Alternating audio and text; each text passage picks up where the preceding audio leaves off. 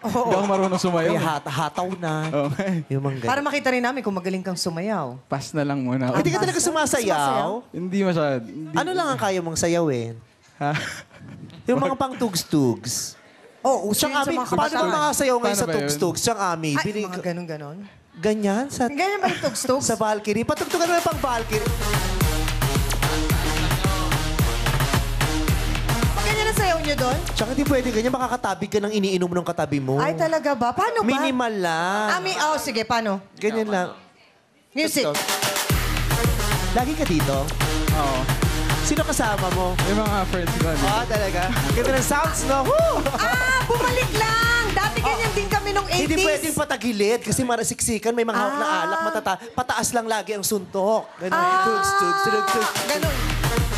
Ganyan din kami dati nun sa, Jalu ba yun? Yung mga... Ano ba yun? Jalu na dating jealousy, naging jalu. Oo, ganun dati yung Na ang sayaw. basa ko dati ay jalux kasi may X yung dulo.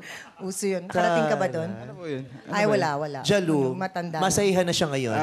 Oo, pero naging punerarya siya last month. Oo. Ito, magaling din to sa tugs-tugs. Sino? Teka, alam mo lang. Si Punong Urado. Tumutugs Mr. Ray ba yan? Valera. Tumutugs-tugs din yan.